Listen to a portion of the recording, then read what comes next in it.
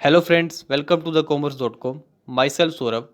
Today I will discuss in this video UGC Net Commerce important question part 7.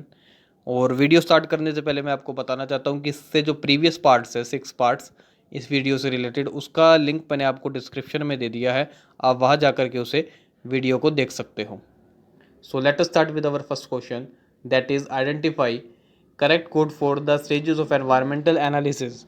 Options are the given. ये हमें जो है 4 steps given है, इसमें हमें बताना है कि इसका करेक्ट सीक्वेंस जो है क्या बनेगा इस क्वेश्चन का। सो ये फर्स्ट स्टेप इसमें गिवन है scanning the environment to detect warning signals. Second is forecasting the direction of future environmental changes. Third, monitoring specific environmental changes. Fourth, assessing the current and future environmental changes for their organizational implication.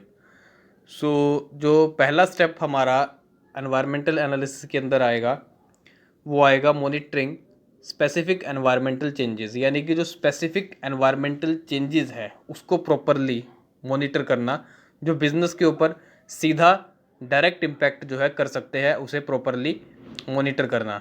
Second is scanning the environment to detect warning signal. Second जो इसका part आएगा वो आएगा scanning the environment to detect warning signals. Warning signals का मतलब है जो future के अंदर थ्रेट्स हमारे बिजनेस के अंदर क्रिएट हो सकते हैं उसे भी प्रॉपरली हमने स्कैन करना है। और जो थर्ड पार्ट आएगा वो आएगा forecasting the direction of future environmental changes, यानी कि जो फ्यूचर एनवायरमेंट के अंदर चेंजेस हो सकते हैं उसे भी पहले से ही फोरकास्ट करना, एस्टिमेशन उनका करना कि गवर्नमेंट की पॉलिसीज़ के अंदर क्या क्या चेंजेस हो सकते हैं, क्या क्या इकोनॉमिक पॉलिसी के अंदर चेंजेस हो सकते हैं, टेक्नोलॉजिकल क्या क्या चेंजेस हो सकते हैं, उन्हें पहले ही हमने अपने बिजनेस के लिए फोरकास्ट कर लेना है। और जो लास्ट वन है वो है assessing the current and future environmental changes for their organizational implication, कि जो हमारा करंट जो एनवायरनमेंट के अंदर चेंजेस हो रहे हैं और जो फ्यूचर के अंदर हो सकते हैं उन सभी को आइडेंटिफाई करके अपने ऑर्गेनाइजेशन के अंदर उसको इम्प्लीमेंट करना, उन सभी को पहले से एस्टिमेशन करना कि जो करंट के अंदर चेंजेस हो रहे हैं उसके अकॉर्डिंगली हमने जो है फ्यूचर एनवायरनमेंट के अंदर क्या क्या चेंजेस हो सकते हैं उसको देखना है और अपने ऑर्गेनाइजेशन के अंदर उसको इम्प्लीमेंट करना है। सो जो करेक्ट सीक्वेंस इस क्वेश्चन का बनेगा वो बनेगा third, first, second and fourth. So the option C will be the correct, third, first, second and fourth. Next, arrange the following financial institution in ascending order of their year of establishment, यानी कि जितने भी institution हमें 4 institution given है उसे हमने ascending order में arrange करना है according to their year of establishment, कि सबसे पहले जो एस्टेब्लिश्ड हुआ इन चारों में से उसे सबसे पहले रखना है, उसके बाद जो उसके बाद एस्टेब्लिश्ड हुआ वो रखना है। तो सबसे पहला जो आएगा इसके अंदर एस्टेब्लिशमेंट में वो आएगा LIC of India. So LIC of India जो है कब एस्टेब्लिश्ड हुआ था, इन द ईयर 1956 में। उसके बाद जो यूनिट ट्रस्ट ऑफ इंडिया है वो एस्टेब्लिश्ड हुआ था 1964 में, और जो एग्जिम बैंक है वो 1982 में, और जो नेशनल हाउसिंग बैंक है वो 1988 में। तो सबसे पहले जो एस्टेब्लिश्ड हुआ 1956 में वो था LIC, उसके बाद UTI, उसके बाद एग्जिम बैंक और फिर fourth national housing bank. So जो इसका करेक्ट कोड बनेगा वो बनेगा आपका option second, it will be the correct option. Next question, risk theory of profit was propounded by, options are the given hair.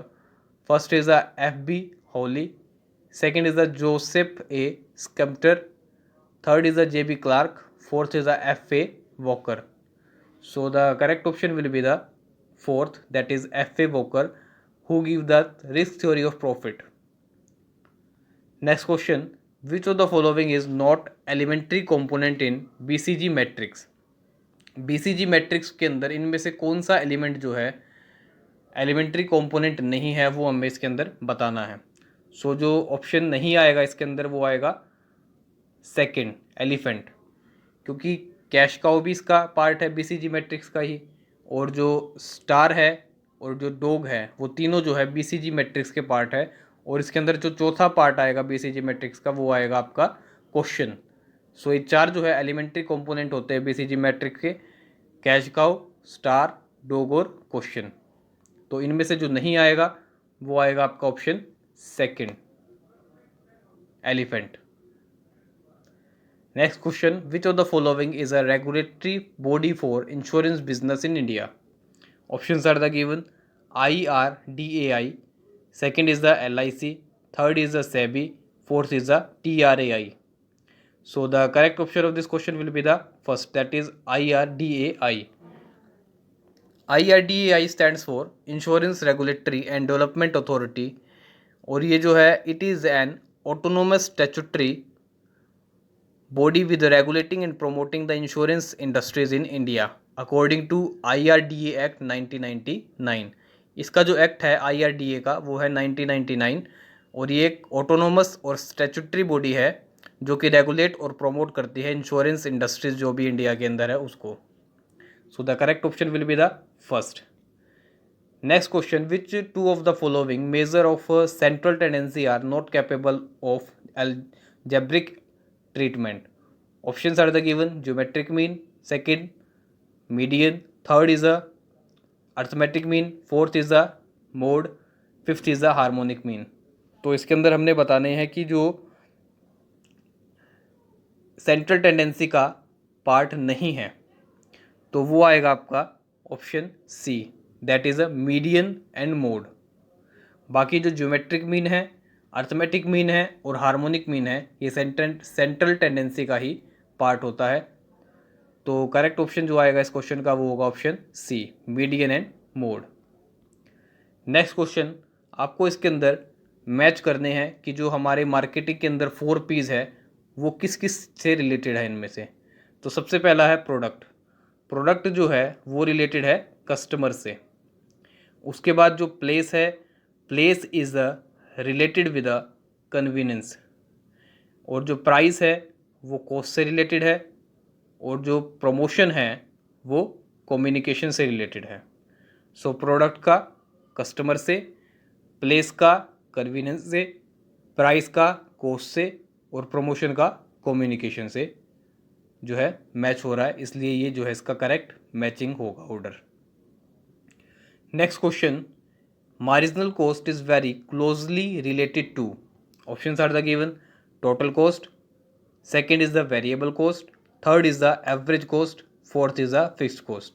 तो marginal cost जो है सबसे ज़्यादा किससे रिलेटेड है, क्लोजली रिलेट होती है, वो होती है वेरिएबल कॉस्ट से, क्योंकि वेरिएबल कॉस्ट के अंदर चेंजेस होने पर ही मार्जिनल कॉस्ट के अंदर चेंजेस होते हैं, क्योंकि फिक्स कॉस्ट तो फिक्स रहती है, उसके अंदर चेंजेस हो नहीं सकते।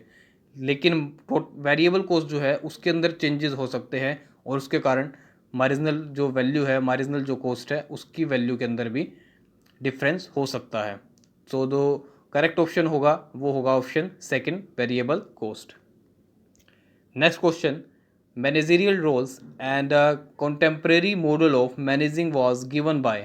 Options are the given, Herzberg, second is the Mintzberg, third is the Maslow, fourth is the Heckscher and Ohlin.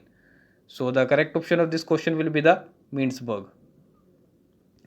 Last question is, Hawthorne study is associated with to which of the following? Options are the given, behavioral approach, second is the organizational approach, third is a both of the above, fourth is a none of these. So the correct option of this question will be the organizational approach. Option first will be the correct. So ये सभी question थे आज की video के लिए। Video अगर आपको अच्छा लगा हो तो प्लीज़ लाइक कीजिए, चैनल को सब्सक्राइब नहीं किया तो चैनल को सब्सक्राइब कीजिए, और अगर आपको कोई डाउट है तो उसे आप कमेंट बॉक्स में लिख करके बताइए। Thank you.